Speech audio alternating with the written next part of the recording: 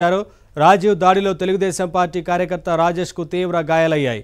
జోగి రాజీవ్ పై పోలీసులకు తెలుగుదేశం నేతలు ఫిర్యాదు చేశారు.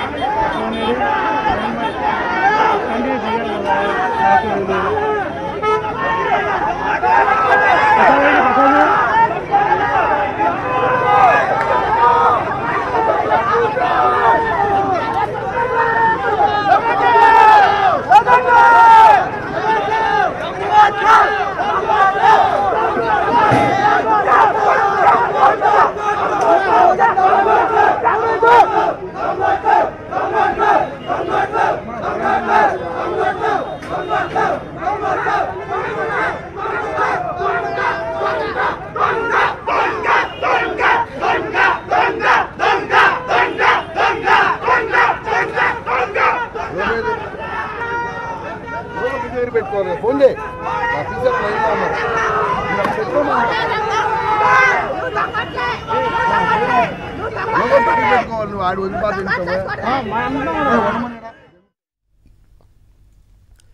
పెనమలూరు నియోజకవర్గంలో వైసీపీ అభ్యర్థి జోగి రమేష్ తనయుడు జోగి రాజీవ్ రెచ్చిపోయారు. పోరంకి హై స్కూల్లో పోలింగ్ ఆపేయాలంటూ అధికారులపై ఒత్తిడి తీసుకువచ్చారు. పోలింగ్ కేంద్రంలో కుర్చీలను విసిరిపడేశాడు. దీంతో వెంటనే అప్రమత్తమైన తెలుగుదేశం నేతలు రాజీవ్ దౌర్జన్యాన్ని అడ్డుకునేందుకు ప్రయత్నించారు. రాజీవ్ దాడిలో తెలుగుదేశం పార్టీ కార్యకర్త రాజేష్ కు తీవ్ర గాయాలయ్యాయి. జోగి రాజీవ్ పై పోలీసులకు తెలుగుదేశం నేతలు ఫిర్యాదు చేశారు.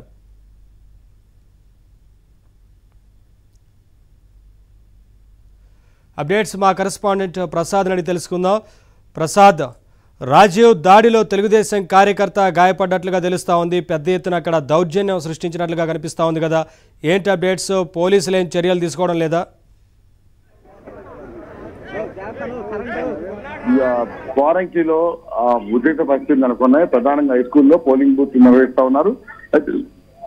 మధ్యాహ్నం లంచ్ సమయంలో ఏజెంట్లు మార్చే సమయంలో ప్రధానంగా పెనమలూరు వైసీపీ అభ్యర్థి జోగి రమేష్ తనయుడు రాజు అక్కడ తెలుగుదేశం పార్టీ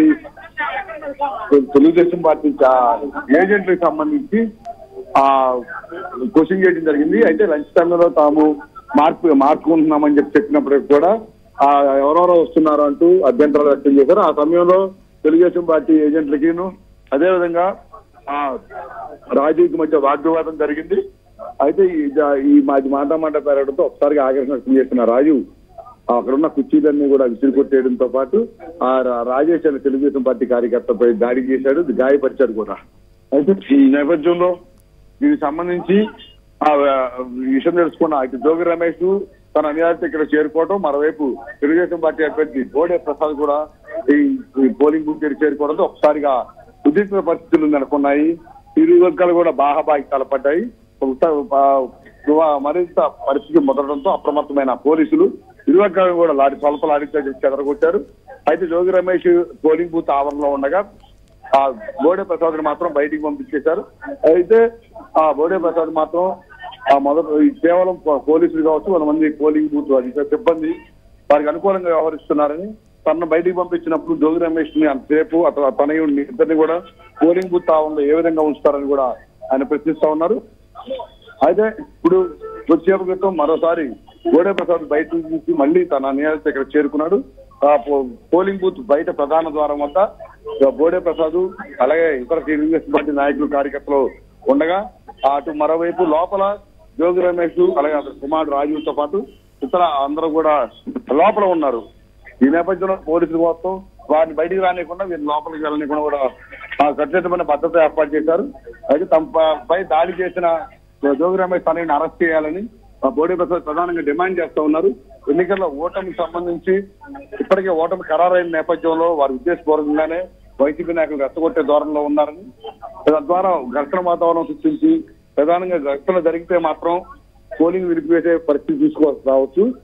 పోలింగ్ నిలిపివేస్తే తమ ఓటమి ఖరారైన నేపథ్యంలో అదే విధంగా మరోసారి రీపోలింగ్ పెట్టేందుకు కూడా ఈ విధంగా రెచ్చగొట్టే ద్వారంలో వైసీపీ నాయకులు వ్యవహరిస్తున్నారని బోడే ప్రసాద్ చెప్తా ఉన్న పరిస్థితి మనం చూస్తా ఉన్నాము.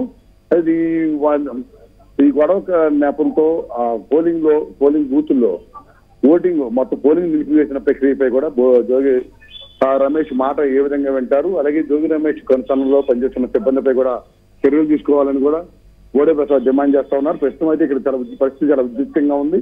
లోపల జోగి రమేష్, బయట బోడే ప్రసాద్ ఇరువురు కూడా మోహరించున్నారు. మధ్యలో అటు ఇటు పోలీసులు వాళ్ళని బయటికి రానియకుండా వీళ్ళని లోపలికి వెళ్ళనియకుండా కూడా ఆ ఘర్షణ వాతావరణాన్ని సద్దుమణిగే విధంగా చూసేందుకు తీవ్రంగా ప్రయత్నిస్తా ఉన్నారు. అయితే ఇక్కడ మాత్రం ఒకేసారి 4-5 వాహనాల్లో బోడే ప్రసాద్ రావటం, ముఖ్యంగా ఎవరైతే తమ కార్యకర్తపై దాడి చేశారో ఆ రాజీవ్ని అరెస్ట్ చేయడంతో పాటు జోగి రమేష్ పై కూడా చర్యలు తీసుకోవాలని, ఇక్కడ పోలింగ్ బూత్ లో ప్రశాంతంగా జరగాల్సి ఉన్నప్పటికీ కూడా ఉద్దేశపూర్వకంగా తమ స్వార్థం కోసం ఓటమి భయంతోనే ఈ రోజు రెచ్చగొట్టే ధోరణిలో వ్యవహరించారని ప్రధానంగా బోడే ప్రసాద్ చెప్తా ఉన్నారు. దీనికి సంబంధించి పోలీసులు కూడా తమను బయటికి పంపించేసి అధికార పార్టీ నాయకులు వత్తాసు పలికే విధంగా వ్యవహరిస్తున్నారని కూడా ఆరోపిస్తా ఉన్నారు.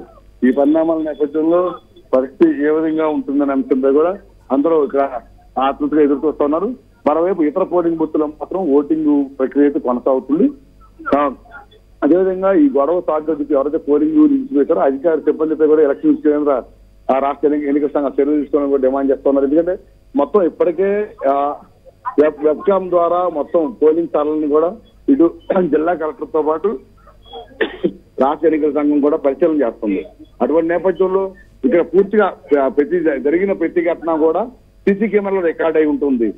ఈ నేపథ్యంలో ఆ సీసీ కెమెరాలో రికార్డ్ అయిన దృశ్యాలు మొత్తాన్ని కూడా పూర్తిగా పరిశీలించి ఎవరు తప్పు ఉంటే వారిపై చర్యలు తీసుకోవాలి. ప్రధానంగా అందులో కుర్చీలు ఎరగపడటం కావచ్చు, దాడికి పాల్పడటం కావచ్చు, గాయపడటం కావచ్చు, అన్ని కూడా రాజు చేసినట్టు కూడా స్పష్టంగా సీసీ కెమెరా రికార్డ్ అయింది. ఈ సాక్ష్యాల ఆధారంగా ఈ సీసీ ఫుటేజ్ ఈ కెమెరాల ఉన్న రికార్డింగ్ ఆధారంగా కూడా వారిపై కఠిన చర్యలు తీసుకోవాలని ముందు పోలీసులు అతను ఎందుకు అరెస్ట్ చేయలేదని కూడా వీళ్ళు డిమాండ్ చేస్తా ఉన్న నొప్పి కనిపిస్తుంది. అంటే ప్రస్తుతం అయితే ఇక్కడ ఓటర్లకు సంబంధించి వృద్ధులు చాలా మంది మహిళలు కూడా ఓట్లు వేసేందుకు వచ్చారు. వారికి ఎటువంటి ఇబ్బంది కలిగించవద్దని ఇరు పార్టీల నాయకులకి అయితే పోలీసులు విజ్ఞప్తి చేస్తున్న పరిస్థితి అయితే మనం ఇక్కడ చూస్తా ఉన్నాము. అయితే రోడ్లపై మాత్రం అందరూ మోహరించి ఉండటం, ఇంకా చాలా మంది పెద్ద కార్యకర్తలు బయట ఉన్న నేపథ్యంలో ఇప్పుడేం జరుగుతుందని కూడా అందరూ ఆతృతగా ఎదురు చూస్తా ఉన్నారు. మొత్తం ఈ గొడవ సంబంధించి అయితే అదే ఎంతేకాకుండా ఈ రోజు ఇదే పెనలూరు నియోజకవర్గంలో ఉదయం కూడా మరో ఘర్షణ జరిగింది.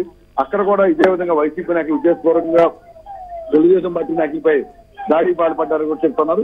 ఈయూరు మండలం గోలపాడు గ్రామంలో కూడా ఈ రోజు పోలింగ్ బూత్ దగ్గర మాట జరిగి ఇరు వర్గాల మధ్య ఘర్షణ జరిగింది. అక్కడ కూడా తెలుగుదేశం పార్టీ గాలిదాడంతో బోడే ప్రసాద్ వాళ్ళు చేరుకున్నారు. అది అప్పుడు పోలీసులు సర్దుమణిగినప్పటికీ కూడా మరోసారి ఇక్కడ ఈ గొడవ జరగడం, ఇది ఏకంగా దాడి చేసి తీవ్రంగా రక్తం వచ్చేలా గాయపడుతున్న నేపథ్యంలో పరిస్థితి ఒకసారిగా ఉద్రిక్తంగా మారింది. ఇప్పుడు మనం చూస్తా ఉన్నాము పోలీసులు కూడా ఈ దుర్వర్గాలను అప్పచెప్పేందుకు కూడా తీవ్రంగా ప్రయత్నిస్తా ఉన్నారు.